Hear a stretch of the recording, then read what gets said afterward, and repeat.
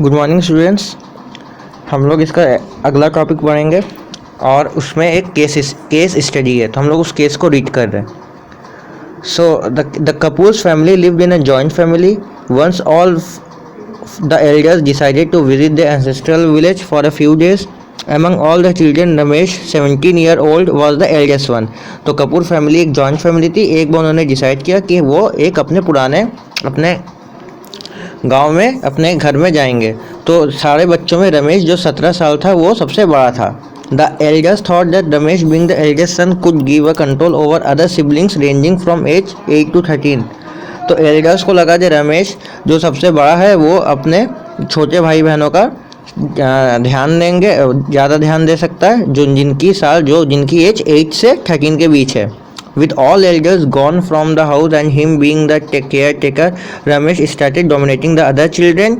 He made his own laws and ordered his younger siblings to obey him without questioning।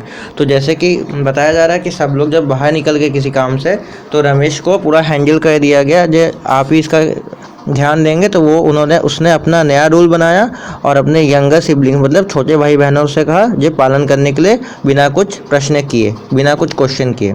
He curtailed their time to watch television and stopped them from going outside। तो उसने जो है बच्चों का, अपने छोटे भाई बहन का curtail their time means उनके टीवी देखने के समय को घटा दिया। curtail means घटाना। and stop them from going outside, और उनको बाहर जाने के लिए भी रोक दिया। When the youngest one needed his support, he started telling them to grow up and stop behaving like small kids। जब किसी छोटे ने उससे किसी चीज़ के लिए मदद मांगी तो उसने चिल्ला के बोला कि छोटे बच्चों की तरह बर्ताव मत करो। He announced punishment for all who would fail to obey him। और उसने सबके लिए वो पनिशमेंट मतलब सज़ा की घोषणा कर दी जो उसके कहने का पालन नहीं करेगा, जो उसे सिंपली डिसोबे करेगा। All the children were shocked looking at the changed behavior of Ramesh. They collectively thought of revolting।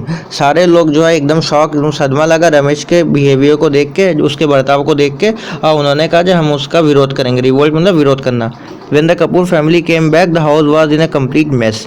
तो जब कपूर फैमिली घर आया तो घर में पूरा उथल पुथल मचा था। मेस मतलब हॉच पॉच की सिचुएशन हो जाता है, चाओस जिसे बोलते हैं, मतलब स्थिति असामान्य स्थिति हो गई थी। All the children were agitated and incomplete and they had locked Ramesh in a room. सारे बच्चे गुस्सा हो गए थे और रमेश को एक कमरे में बंद कर दिए। The parents were very angry. उनके पेरेंट्स जो थे वो बहुत ही गुस्सा हो गए। They took out Ramesh from the room and punish all the children without listening to them.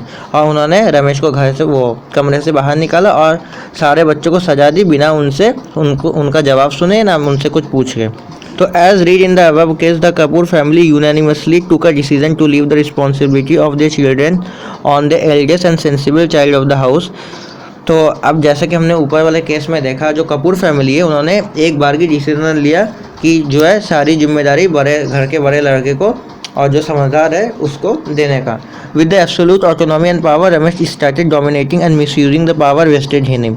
तो अब रमेश को जबकि पूरी छूट दे दी गई, पूरी स्वतंत्रता दे दी गई, तो वो उस चीज़ का डोमिनेट मतलब उसका फ़ायदा उठाया और मिसयूज़ किया अपने पावर्स का जो उसको दिया गया है।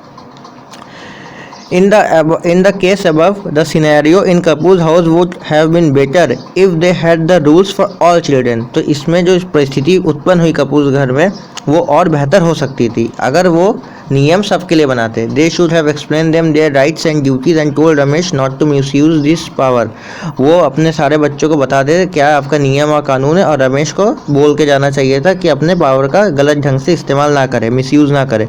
The absolute autonomy and power to Ramesh without any restriction led to the disorder in the house। तो जो हाउस की डिसऑर्डर की वजह जो है वो एब्सोल्यूट ऑटोनॉमी, जो उसको एब्सोल्यूट ऑटोनॉमी मीन्स किसी को पूरी तरीके से पावर हैंड ओवर कर देना, जो कि इस केस में कपूर फैमिली ने रमेश को किया। In a democracy the government is formed by people who elect their representatives। These representatives govern the country। Imagine how the function of a country will be affected if a similar situation as a given above occurs with the representative elected by citizen। तो democracy भी इसी तरह जो work करती है, जिसमें जो सरकार चुनी जाती है वो लोगों के द्वारा चुनी जाती है, वो हमारे कंट्री को रिप्रेजेंट करता है गवर्न करने के लिए, तो इन्हें रिप्रेजेंटेटिव्स बोला जाता है। तो importance of constitution in a democracy, तब हम मेनली 4 पॉइंट्स दिया है, हम उस पर फोकस करेंगे। फर्स्ट है to make sure that no representative और एनी ग्रुप और community become dominant enough to use its power against other. तो पहले हमें ये देखना है कि कोई भी रिप्रेजेंटेटिव, जो चुना हुआ हमारा रिप्रेजेंटेटिव है, और एनी ग्रुप, और पूरा ग्रुप और कम्युनिटी किसी पे डोमिनेंट ना हो जाए, मतलब किसी पे राज ना करने लगे अपना पावर का मिस यूज़ करके। टू प्रिवेंट एनी कम्युनिटी और citizen from dominating the minority due to the majority, और कोई भी कम्युनिटी को बचाना कि वो अपने, वहाँ पे कई कम्युनिटीज़ रहती है, तो माइनॉरिटी पे मेजोरिटी का डोमिनेशन से उसको प्रिवेंट करना, मीन्स बचाना। To lay out the essential and important rules, laws, values and principle that are required for good governance, और जितने भी अच्छे इंपॉर्टेंट और एसेंशियल ज़रूरी रूल्स है, नियम है, कानून है, वैल्यूज़ और प्रिंसिपल सिद्धांत है, उसको जो है रिकॉर्ड करना अच्छा गवर्नेंस के लिए, जाते अच्छे से शासन किया जा सके। To restrict the government for taking an action on an issue that might go against the larger section of the society, और ऐसे नियम ना लिया जाए जो एक बड़े वर्ग के, जो सोसाइटी का एक बड़ा वर्ग है, उसके खिलाफ हो जाए। तो ये एक चारों पॉइंट क्या होता है, importance of a constitution in a democracy. तो कॉन्स्टिट्यूशन की जो ज़रूरत है एक डेमोक्रेसी में, उसके लिए।